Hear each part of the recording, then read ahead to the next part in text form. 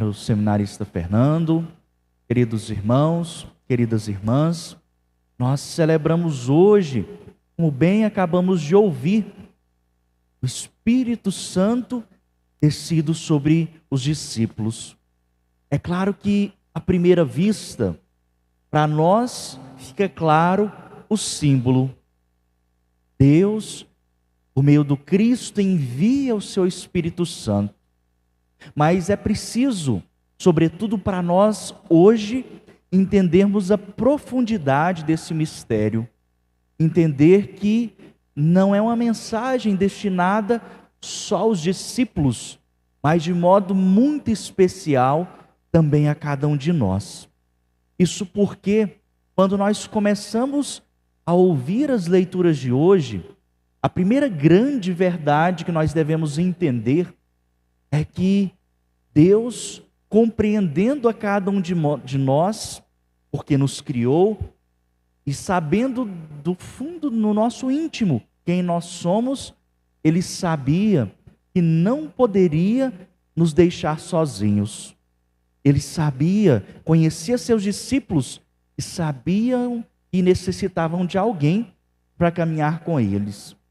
À primeira vista nós podemos não entender muito bem, mas como nós ouvimos no Evangelho, os discípulos estavam reunidos com portas fechadas porque estavam com medo.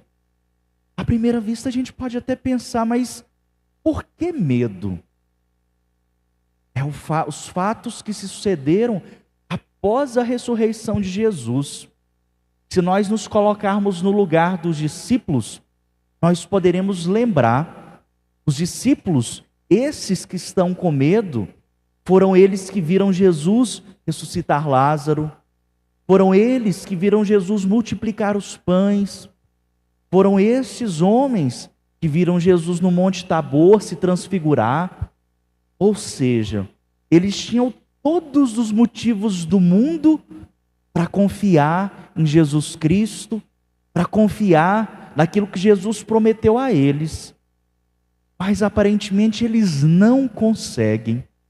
Não é que sejam pessoas ruins, mas é que essa é a nossa condição. Infelizmente, as tentações, o pecado, essas são realidades da qual nós também participamos. E exatamente por isso, Deus envia o seu Espírito Santo, Ele permanece conosco. Se não fosse assim, a igreja, com toda certeza, ela teria, em algum momento ou outro, diante das dificuldades, ela teria sucumbido. É interessante, é bonito nós percebermos que ainda nas dificuldades, Deus não abandona a sua igreja por meio do seu Espírito Santo. De modo concreto, nós podemos ver isso a cada vez que nós celebramos os sacramentos. Seja na Eucaristia, quando o padre invoca o Espírito Santo, não é por suas forças, mas é o Espírito de Deus que traz a presença do Cristo Eucarístico. Na penitência, não é o padre que absolve os pecados, mas é o Espírito de Deus que ali age. Mas claramente, é preciso que nós entendamos também uma segunda verdade.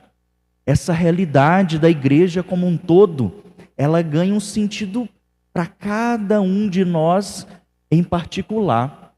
Isso porque, se nós, na nossa vida de seguidores de Jesus Cristo, se nós pensamos, eu quero servir a Deus, eu quero fazer sempre o bem, muitas vezes nós podemos acabar nos frustrando ao perceber que sozinhos nós não conseguimos.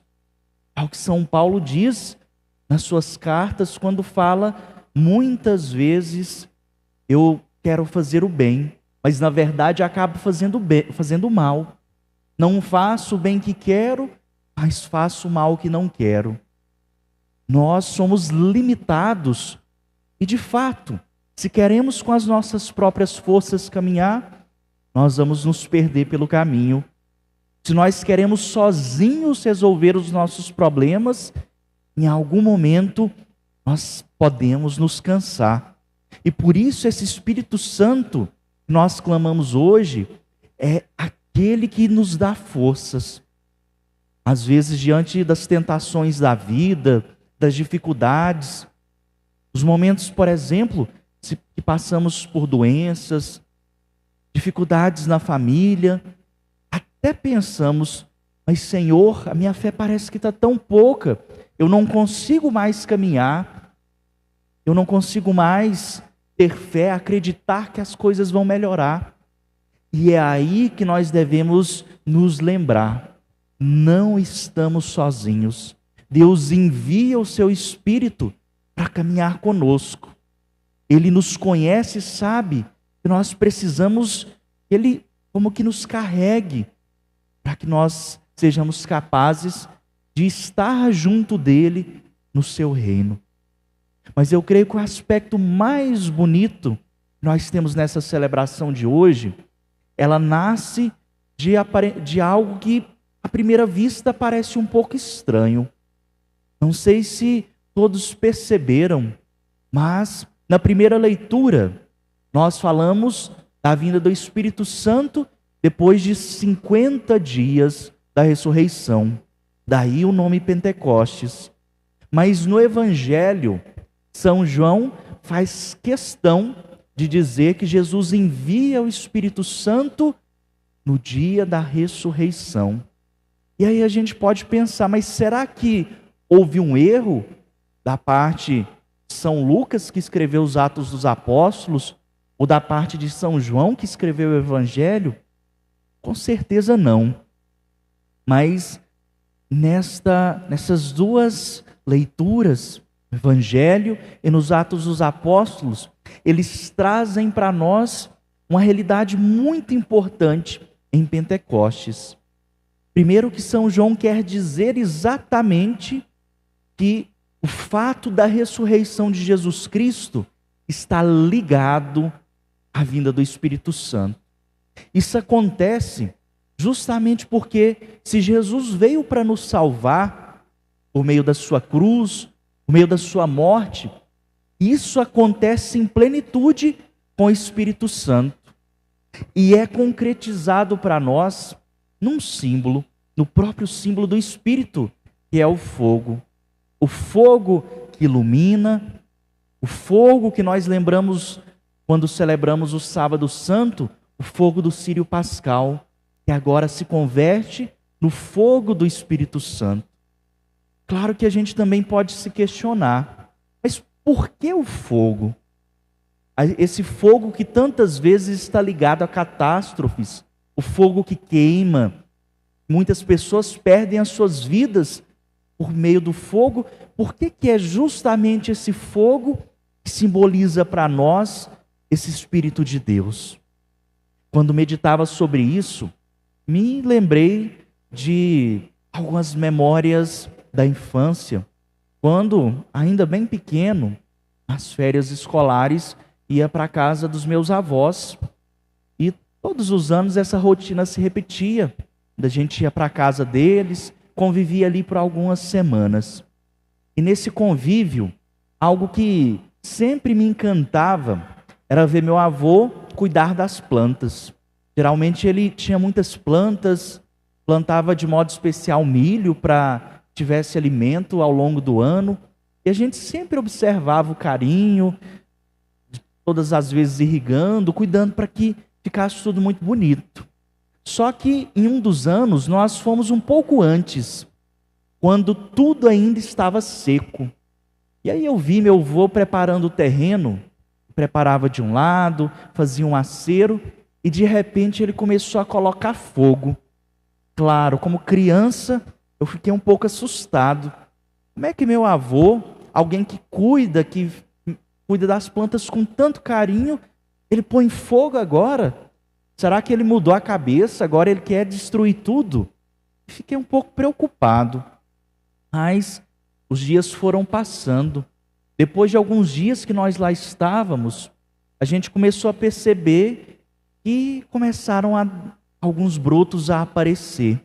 E pouco a pouco, no meio das cinzas, o verde foi crescendo e crescendo de tal modo que quando veio a chuva, tudo ficou ainda mais verde.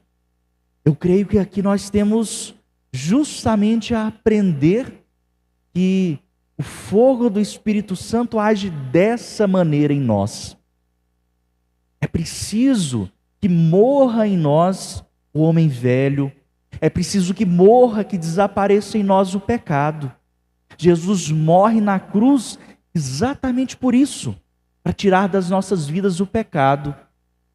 E se esse fogo do Espírito que nós recebemos, ele tem um intuito de nos santificar, isso deve acontecer não para que nós permaneçamos os mesmos.